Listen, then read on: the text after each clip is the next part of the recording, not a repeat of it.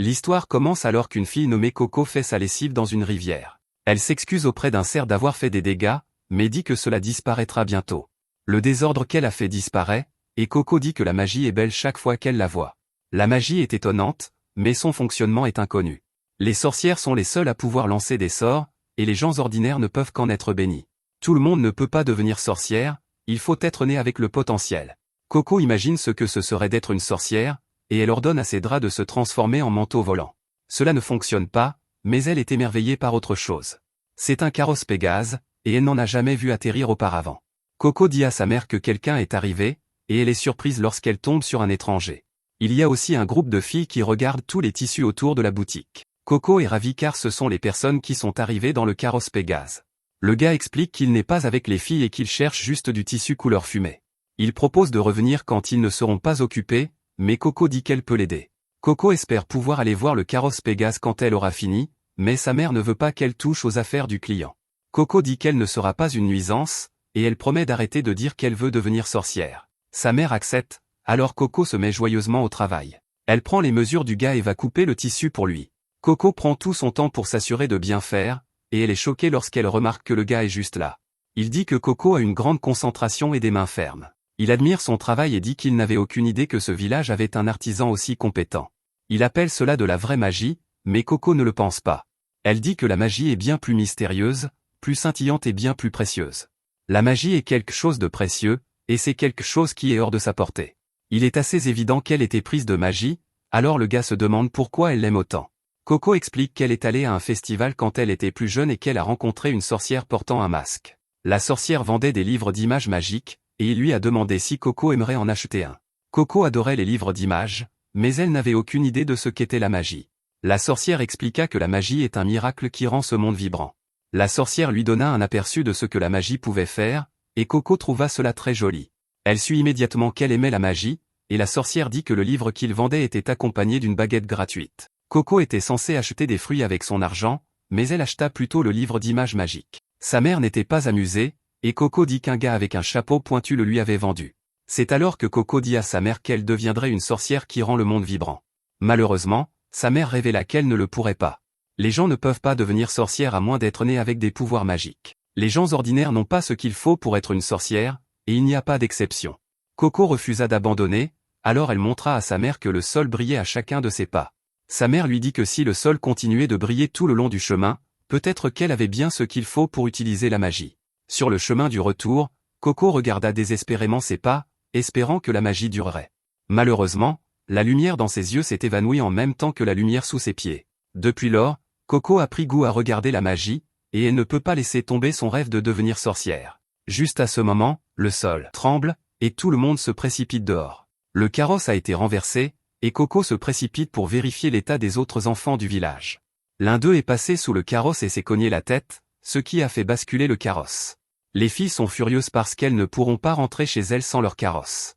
Juste à ce moment, le gars se demande si elles aimeraient qu'il le répare. Les filles se demandent qui est ce gars, et il réalise que cela aiderait s'il avait son chapeau signature. Coco regarde alors avec émerveillement alors qu'il met son chapeau pointu. Son nom est Kifray, et il révèle qu'il est une sorcière. Il se prépare à se mettre au travail, mais faire de la magie à l'extérieur pourrait causer quelques problèmes. Coco passe à l'action et lui dit qu'il peut utiliser leur boutique. Sa mère la gronde, mais Coco fait remarquer que Kifray est une vraie sorcière. C'est peut-être sa chance de voir le moment exact où un sort est lancé. Sa mère le permet, mais les choses ne se passent pas comme prévu. Kifray a demandé à Coco de faire le guet dehors et de s'assurer que personne ne regarde dans la boutique pendant qu'il lance le sort. Il l'a laissée dehors et lui a dit que quoi qu'il arrive, elle ne doit laisser personne entrer. Coco est maintenant assise dehors et elle se demande pourquoi personne ne peut regarder comment cela se fait.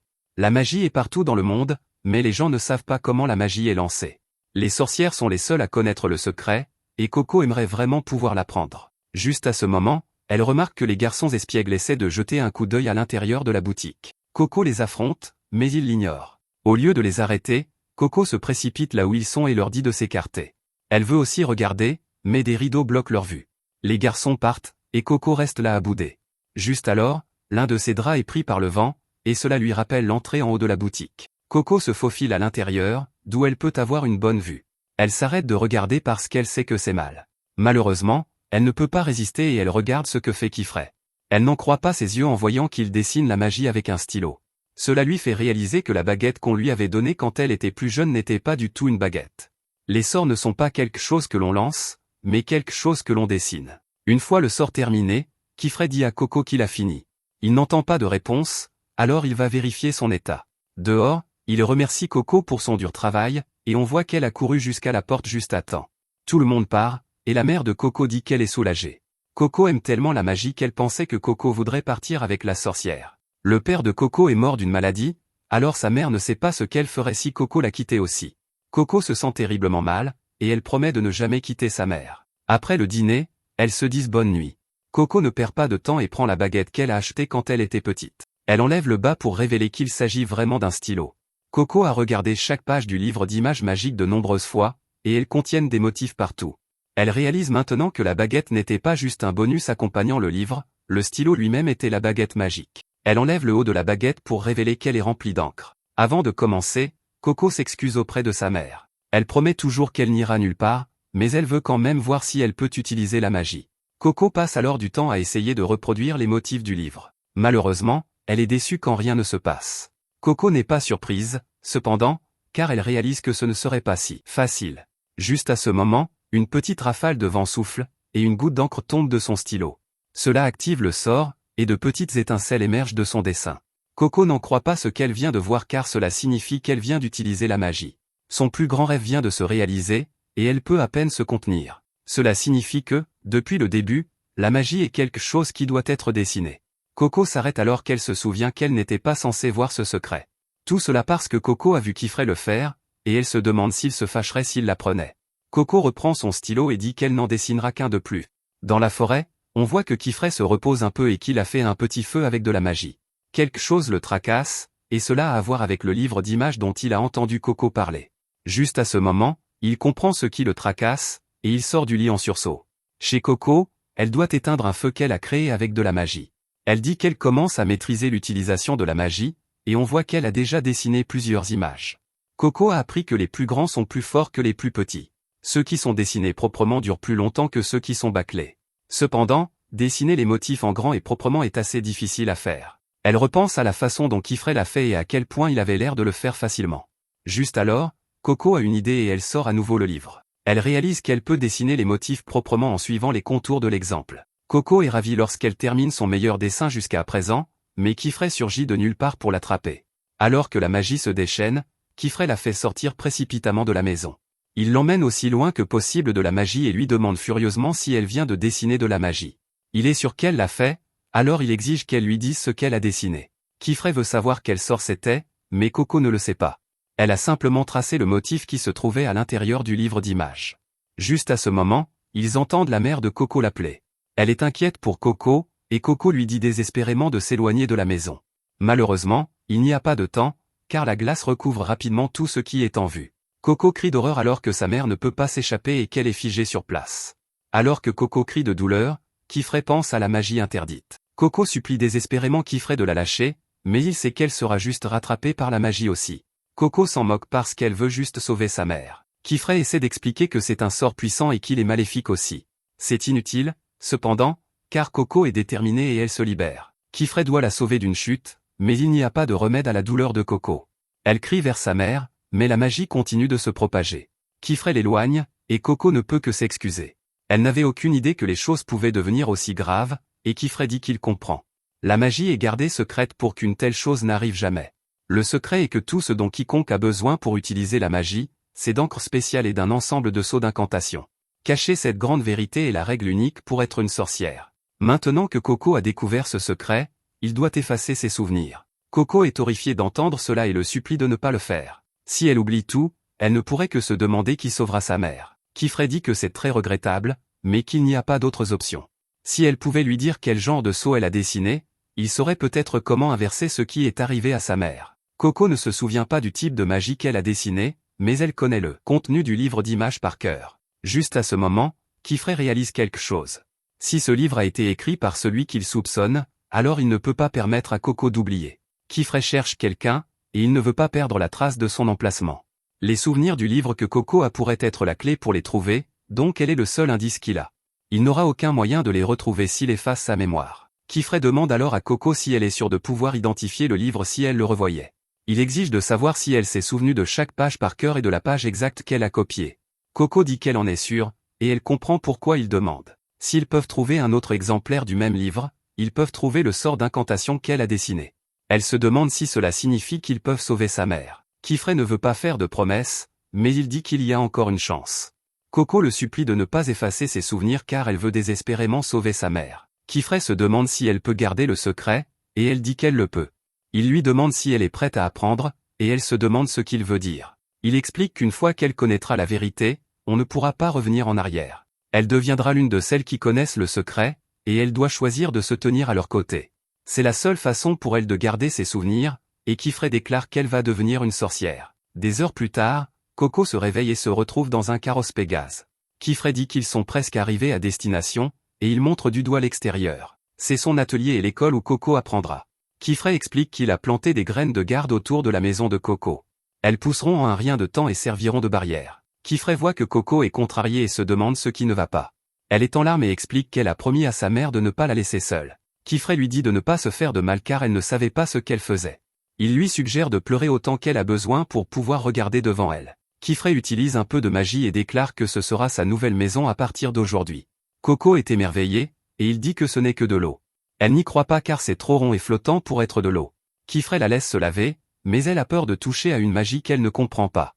Juste à ce moment, une fille apparaît et lui dit qu'il n'y a rien à craindre. Ce sort s'appelle bulle de vapeur, et c'est une magie qui extrait l'eau de l'humidité présente dans l'air. Il suffit d'incliner le plateau inférieur, et l'eau s'écoule. Coco remercie la fille de lui avoir montré comment l'utiliser, et la fille dit qu'elle aime qu'on la remercie. Elle remercie Coco en retour, et les filles se remercient mutuellement de s'être remerciées. Une autre fille apparaît et dit à Coco d'ignorer Tétia. Cette fille s'appelle Richet, et Coco remarque qu'elle porte un stylo et de l'encre. Ces filles sont des sorcières apprenties, et elles sont élèves de Kifray. Tétia pensait que Coco allait être une élève comme elle, mais Coco dit qu'elle ne peut pas encore se dire élève. Hier était le premier jour où elle a utilisé un sort, et elle n'a aucune expérience. Juste à ce moment, la fille semble effrayée alors qu'elle réalise que Coco était celle qui a fait quelque chose. Coco ne comprend pas ce qu'elles veulent dire, alors elles expliquent qu'il y a une rumeur qui circule sur une étrangère qui a utilisé de la magie interdite. Les gens disent aussi que cette personne a été autorisée à devenir apprentie avec ses souvenirs intacts. Kifray revient et dit aux autres filles d'aller étudier dans les chambres après avoir fini leur corvée matinale. Il donne à Coco les mêmes vêtements que portent ses autres élèves, et il dit qu'il expliquera tout. Quand elle sera prête, Kifray dit qu'il lui racontera l'histoire de la magie. Il commence par expliquer qu'il y a longtemps, la magie n'était pas quelque chose de spécial. Tout ce qu'il fallait, c'était une combinaison de motifs connus et d'encre spécialement fabriquée. C'était un outil familier que tout le monde pouvait utiliser, mais cela a déclenché des conflits à maintes reprises. Lorsque les humains ont le pouvoir de tout faire, c'est exactement ce qu'ils feront. À cause de cela, de nombreux sorts horribles ont été créés. Les quelques personnes qui avaient réellement une conscience se sont détournées des conflits et se sont unies en tant que sorcières. Elles visaient à prendre les souvenirs de la magie des autres et à confier le secret uniquement aux disciples jurés de le protéger. Depuis lors, on a fait croire aux gens que la magie est un pouvoir que seuls quelques élus peuvent maîtriser. Si la vérité se répandait, le monde sombrerait à nouveau dans l'anarchie. Tout le monde est très prudent quant au secret, c'est pourquoi ils ont commencé à parler de ce qui est arrivé à Coco. Coco ne leur en veut pas car elle sait qu'elle a attiré cela sur elle-même. Elle se demande alors ce qu'est la magie interdite. Kifray explique que c'est la magie qui a été dessinée à l'époque des conflits et interdite le jour où les sorcières ont fait leur pacte. En termes simples, c'est de la magie pour blesser les autres. Coco veut désespérément apprendre quels sorts sont interdits car elle aura trop peur de faire autre chose si elle ne sait pas ce qu'elle doit éviter. C'est habituellement à ce moment que Kifray dit à ses élèves d'être patientes, mais la situation de Coco est différente. Il explique qu'il existe d'innombrables sorts interdits, mais que c'est simple quand on résume la question. Tout sort lancé directement sur le corps humain est interdit en toutes circonstances. Cela inclut la transformation, l'altération de l'âge, la manipulation des pensées ou des émotions, le fait de nuire à autrui, ou même de les guérir. Il y a cependant une seule exception. Coco devine correctement que l'exception est un sort qui efface les souvenirs. Kifray démontre alors en expliquant que la plupart des sorts sont lancés sur des outils comme des carrosses ou des lampes. Il donne un autre exemple, qui est une fenêtre. Après avoir placé le cadre de la fenêtre à un certain endroit, cela active un sort. La fenêtre s'ouvre, et Coco est choqué de voir un grand lac. Cela n'a aucun sens car ils étaient entourés de collines il y a une minute. Kifray explique que cela s'appelle une fenêtre chemin. Elle relie deux fenêtres rondes qui portent le même motif. Kifray montre un bâtiment au loin et dit que c'est la tour des tomes. Afin de préserver le savoir, tous les livres liés à la magie sont dupliqués dès qu'ils sont écrits. Coco réalise qu'une copie du livre d'images qu'elle a utilisé devrait s'y trouver, alors elle veut aller immédiatement à la tour. Elle refuse de dormir tant qu'elle ne l'aura pas trouvé, mais Kifré révèle qu'il y a quelque chose qui les en empêche. Le lac commence à trembler, et une créature géante envoie de l'eau à travers la fenêtre chemin. Après avoir fermé la fenêtre, Kifré dit que ce qu'il vient de voir était une épreuve de bibliothécaire. Il explique que la tour des tomes est protégée par 4 bibliothécaires, et seules les sorcières qui surmontent leurs épreuves sont autorisées à entrer. Cela signifie que Coco devra étudier si elle veut entrer. Il dit qu'il est naturel que Coco ressente de la peur, mais que les sorts qui ne sont pas interdits peuvent apporter le bonheur à tout le monde. C'est pourquoi Kifré aimerait qu'elle apprenne les sorts plus doux. Coco est d'accord avec lui et déclare qu'elle est prête à apprendre. Kifré l'emmène dans une pièce et voit que sa camarade de chambre nommée Agot n'est pas là. Il explique qu'elle partagera cet espace de travail avec Agot, mais qu'elle aura aussi sa propre chambre. Sa chambre se trouve au fond de l'espace de travail, en bas de quelques escaliers. Il a du travail à faire, alors il dit à Coco de le prévenir si elle a besoin de quoi que ce soit. Dehors, Kifré utilise un appareil pour contacter quelqu'un. Il le remercie de lui avoir permis de prendre Coco comme apprenti. Alors que Coco explore la pièce, elle est choquée d'entendre une voix. C'est Agot, et elle dit à Coco de bouger pour qu'elle puisse atterrir en sécurité. Coco s'écarte et essaie de se présenter. Agot l'interrompt car elle sait déjà qui elle est. Elle est l'étrangère dont tout le monde parle, et Agot sait qu'elle va rejoindre les rangs en tant que nouvelle élève. Agot s'excuse pour ce qui est arrivé à sa mère, mais elle n'est pas aussi gentille qu'elle en a l'air. Elle fait froidement remarquer qu'à cause de ce qu'a fait Coco, sa mère ne redeviendra jamais humaine. Coco dit qu'elle est là pour la sauver, mais Agot l'interrompt à nouveau.